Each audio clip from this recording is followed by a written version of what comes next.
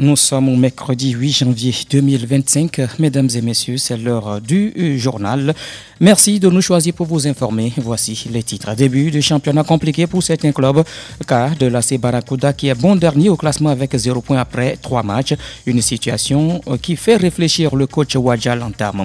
De la boxe avec cette tension entre la Fédération togolaise de la discipline et les anciens pugilistes. L'ancien boxeur Daniel Palongo dénonce certains comportements du président de la Fédération, Dr Jules Paco. Didier Deschamps va quitter l'équipe de France après le Mondial 2026.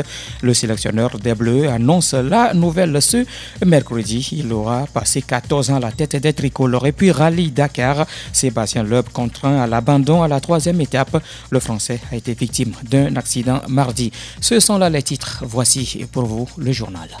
Grégoire Attignon, le journal sur Sport FM. Bonjour à toutes et à tous et bienvenue à Sport FM Matin. 8 janvier 2010, 8 janvier 2025, cela fait 15 ans aujourd'hui que l'équipe nationale du Togo de football a subi un attentat à Cabinda dans l'enclave du territoire angolais. Les éperviers, pour rappel, se rendaient en Angola pour prendre part à la Coupe d'Afrique des Nations 2010 à l'époque. Le bus transportant l'équipe togolaise a été mitraillé à l'arme lourde par des militaires autonomistes du Front de libération de l'État du Cabinda. On dénombre des blessés et surtout des morts dans la délégation togolaise. L'entraîneur adjoint de l'équipe nationale du Togo à l'époque, Amelité Abalo, et le confrère Stanoklo vont périr sous les balles. 15 ans après, le Togo se rappelle toujours de ce drame. En ce jour de commémoration, une messe catholique a été dite ce matin à l'église Marie, Mère Rédempteur d'Adi Dogomé. Une fois encore, toutes nos pensées à l'endroit de nos illustres disparus. Sport FM. Du foot féminin, reprise très bientôt du championnat de première division avec la phase des playoffs. En attendant de connaître la date de cette reprise, la Fédération togolaise de football a échangé mardi avec les responsables des clubs qualifiés pour ces playoffs. Une rencontre pour définir les modalités de cette seconde phase, notamment le format des playoffs, les critères de qualification des joueuses et les subventions accordées aux clubs qualifiés. ASCO de Kara, Koroki FC, Entente de Dolomé et AEFC d'Ahipé sont les 4 clubs qualifiés pour ces playoffs du championnat féminin. La date du démarrage de la phase des playoffs va être connue lors de la prochaine réunion du comité exécutif de la Fédération togolaise de football. Restons avec les dames pour évoquer le prochain stage des éperviers dans le cadre des préparatifs pour les éliminatoires de la CAN 2026. Ce stage a lieu du 9 au 17 janvier. Pour cela, la sélectionneur Kaïtometi convoque 29 joueuses, toutes du championnat local, pour ce regroupement. Une occasion sans doute pour le staff technique de renforcer les automatismes, de tester de nouvelles joueuses et de peaufiner les stratégies avant la prochaine échéance. Pour rappel, les éperviers dames affrontent Djibouti au premier tour des éliminatoires de la CAN 2026. Sport FM. Championnat national de football de première division, nous sommes avec les hommes. L'un des clubs en difficulté en ce début de compétition reste l'AC Barracuda. Le poisson carnivore a fait 3 matchs, 3 défaites et un match en retard. L'AC Barracuda est donc dernier au classement avec 0 points. Le seul club à n'avoir pas marqué de points depuis le début de la saison. Même si Wadja Lantam, coach du poisson carnivore, ne comprend pas ce qui se passe, il reste confiant pour la suite. Ça va avancer, de toute façon on est là pour ça, donc à eux aussi de savoir prendre les matchs. Les entraîneurs ils font leur boulot à l'entraînement et arriver au match c'est juste ce que vous avez appris à l'entraînement que vous ramenez sur le terrain de match. Je pense qu'on va faire quelque chose quand même. Vous en tant que locomotive, vous n'avez pas peur, vous restez serein. Peur de quoi? De toute façon dans le football il y a le fair play. Dans le football tu as un match où tu gagnes, ou tu fais un match nul ou on te gagne. Et après si ça ne convient pas à la direction, on te limoge. Il n'y a pas de souci pour ça, donc je n'ai pas peur de ça. Revoir les erreurs qu'on a commises et essayer d'améliorer ce qu'on a fait de bien. Wadja Lantam, l'entraîneur de l'AC Barracuda devant Franck Nounyama. Jacques Pekems, lui, s'attarde sur la situation de Gomido. Le confrère justifie le début difficile des Showboys par la longueur de la trêve après la fin de l'exercice écoulé, mais aussi par la difficulté des joueurs à intégrer le discours du coach. C'est une réalité avec laquelle il faut faire, c'est-à-dire qu'il y a eu absence de compétition durant des mois et donc ça n'a pas permis de garder les effectifs en forme, des joueurs sont partis et donc c'est très difficile de faire le casting de départ. Maintenant, c'est à eux de faire l'analyse idéale, voir la tactique pour s'adapter à l'effectif qu'ils ont pour pouvoir faire le parcours qu'ils ont à faire. Maintenant, c'est vrai, Gomido, ça titube, mais on sait clairement Caballo, s'il fait une bonne analyse, s'il met en place ses équipes, ça peut marcher. Mais la question, c'est que est-ce que ces entraîneurs ont effectivement fait le casting des effectifs? Est-ce que c'est pas des entraîneurs qui sont venus découvrir des joueurs qui sont déjà en place? Et quand c'est comme ça, parfois, le discours, il ne porte pas ou la stratégie, elle n'est pas appliquée sur le terrain. Parce que l'effectif, peut-être parfois, n'est pas adapté à notre style de jeu, à nos ambitions, à nos principes de jeu et ça ne marche pas. Le confrère Jacques Pekemsi sur la situation de Gomido de Palimé, également interrogé par Franck Nyama. Quel nouveau staff pour l'étoile filante de Lomé après la démission de Ben Tete Adjapa? Faut-il confier les clés au coach intérimaire Séverin Pakpokoumi? Écoutez l'intéressé lui-même interrogé par Latif Yourma au sorti du match contre Asco dimanche dernier. Je ne suis pas le nouveau entraîneur de l'étoile filante. Vous êtes quoi alors? Je suis un sapeur-pompier parce que moi je joue l'intérim pour le moment. En ce moment j'étais étoile filante, je suis proche du président, je suis entraîneur. Si le poste est vacant, j'occupe pour le moment. Donc la décision c'est le bureau. Non. Vous souhaitez quand même continuer? Parce que moi j'étais directeur sportif et je suis conseiller du président. Et je suis entraîneur qualifié, diplômé. Donc si le poste est vacant, je suis obligé d'occuper provisoirement. S'ils ont vu, le bureau a vu que bon, c'est bon, il faut continuer, je vais continuer. Vous souhaitez vous-même continuer? Moi je suis un entraîneur d'élite, non? J'étais entraîneur dans des clubs là, comme vous connaissez, non? Pourquoi ne pas souhaiter de continuer? Le reste c'est le bureau. Séverin Pakpokoumi, l'entraîneur intérimaire de l'étoile filante de Lomé. Sport FM. Retour en 2024 avec Espoir Assobavi, ex-secrétaire général de la Fédération togolaise de football, qui veut qu'on remette les conventions d'objectifs. Mais l'homme se rappelle aussi du tennis togolais qui intègre le groupe monde de la Coupe Davis.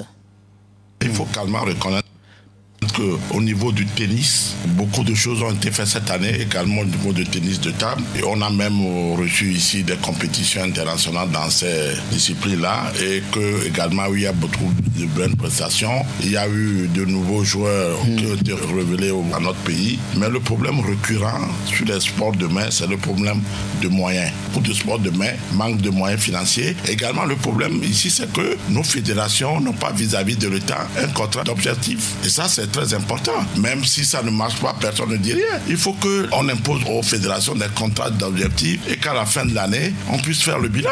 Aujourd'hui, au niveau de la FIFA, pourquoi les États n'arrivent plus à dissoudre les fédérations au nom de la sanction selon laquelle on doit sanctionner les États? Mais ça arrange la FIFA. Ça permet à la FIFA d'avoir main sur les fédérations et de faire de nos fédérations des bétails électoraux. Et ce n'est pas une bonne chose. Parce qu'aujourd'hui, quand vous voyez sur le continent africain, il y a beaucoup de fédérations où les choses ne marchent pas, et ils n'ont pas de résultats, et il n'y a pas de contrôle au niveau des moyens financiers. Mais personne ne dit rien, parce qu'à chaque fois que les États veulent intervenir, on brandit la sanction selon laquelle nous allons vous suspendre, et ça peut avoir des répercussions politiques dans les États. L'ancien secrétaire général de la Fédération togolaise de football, Assobavi, Espoir, au micro de Franck Nyama. C'est ce qui met fin à la première partie de Sport FM matin.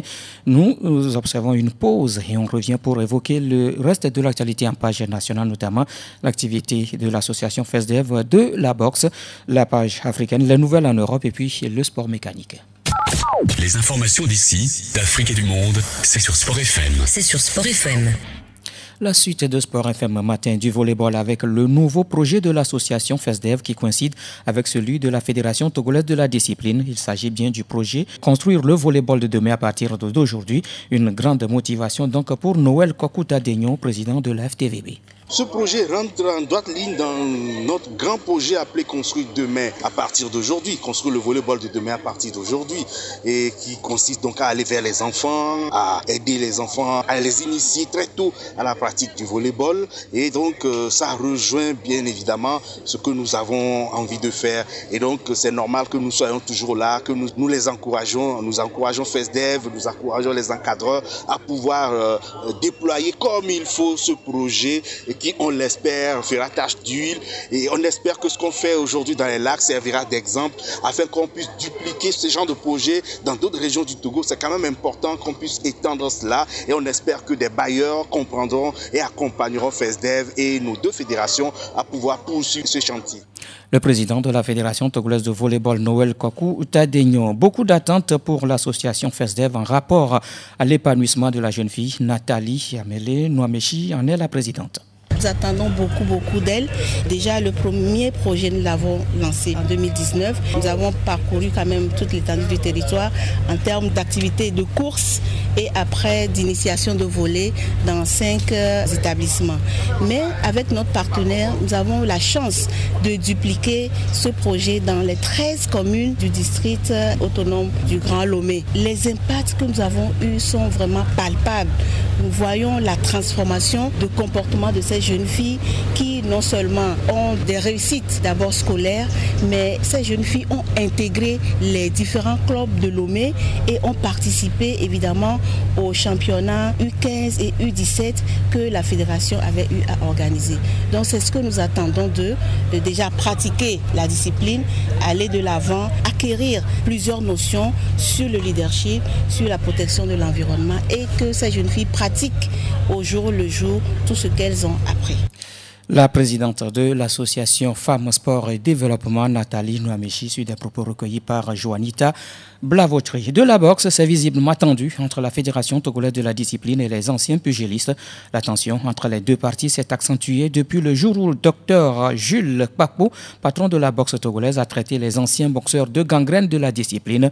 La réponse de Daniel Palongo, ancien champion du monde, à cette sortie du président de la Fédération togolaise de boxe. Au président de la fédération, à son statut du président. Je parle à la personne de M. Kpakpo. Vous êtes un président. Vous voyez que les choses ne vont pas. Qu'est-ce que vous avez fait pour que ça aille bien? Vous avez fait un premier mandat. Qu'est-ce qu'il a fait? Oui, qu'est-ce qu'il a fait? Il a dit que les anciens boxeurs sont les gangrènes. Qu'est-ce qu'il a fait pour les soigner? À sa place, en tant que président, il doit avoir un conseil en communication. Un président d'une fédération ne parle pas à faire mal comme ça. Un président, il réunit tout le monde. Quand il fait comme ça, il est en train de diviser tout le monde. Il met la division. Il n'est pas là pour réunir.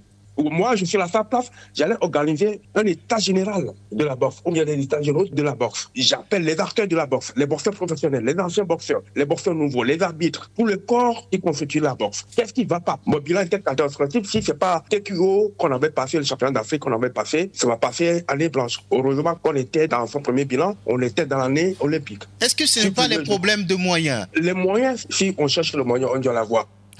L'ancien champion du monde de boxe Daniel Palongo au micro de Franck Nounyama. Sport FM. Hors de chez nous sur le continent, le Nigeria tient son nouveau sélectionneur. Il s'agit d'Eric Chelle Sekou. C'est l'annonce faite mardi par la Fédération nigériane de football. L'objectif assigné à l'ancien sélectionneur du Mali est de qualifier les Super Eagles pour la Coupe du Monde 2026. La nomination prend effet immédiatement et il a la responsabilité de guider les Super Eagles pour décrocher un billet pour la phase finale de la Coupe du Monde, indique la NFF. Le Nigeria, après 4 journées des éliminatoires du mondial, occupe la 5e place avec 3 points dans son groupe.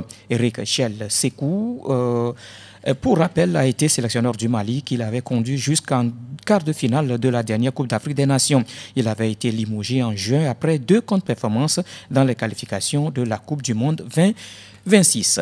La Confédération africaine de football revoit à la hausse le prix en argent du vainqueur du championnat d'Afrique des Nations 2024. La prime a été augmentée de 75% et le vainqueur va recevoir désormais 3,5 millions d'euros, soit plus d'1 milliard de francs CFA.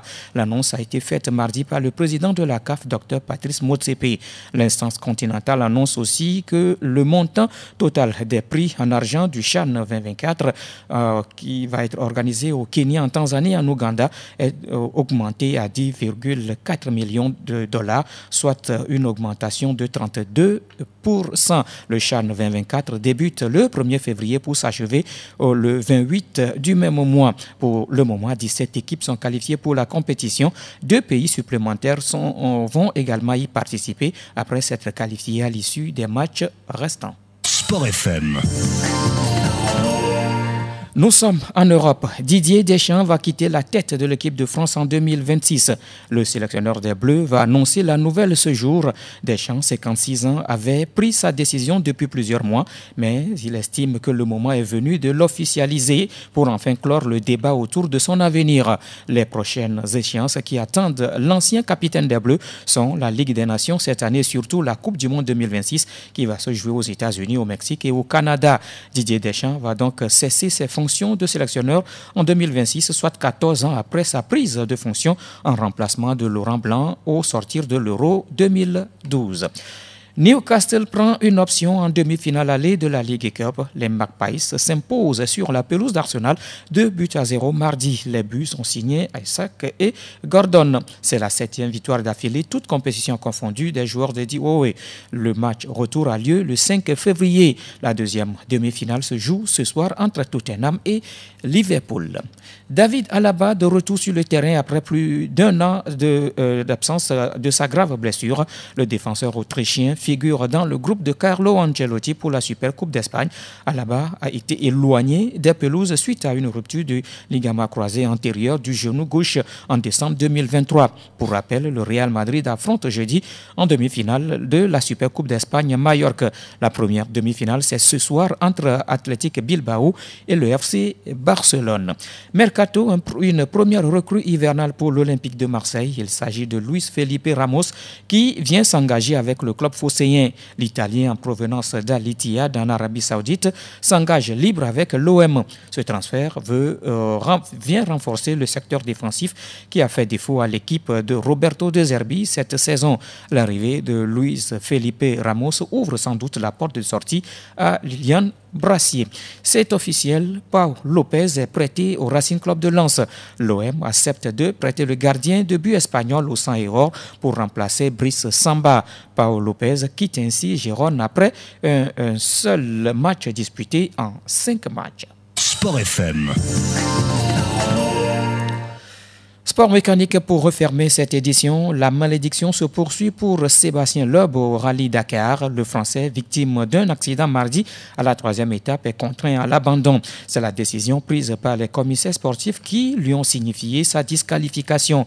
Pour sa 9e participation au Dakar, Sébastien Loeb s'arrête donc sur abandon et toujours sans victoire. Lundi déjà, c'est Carlos Sainz qui aussi avait été contraint à l'abandon. La 3e étape en auto a été remportée par le Sud-Africain Saoud Variawa, âgé de 19 ans. Il est devenu le plus jeune vainqueur d'étape en auto sur Dakar. Au général, Lategan est toujours leader. En moto, c'est l'Espagnol Lorenzo Santolino qui enlève la 3e étape. Daniel Sanders est toujours leader.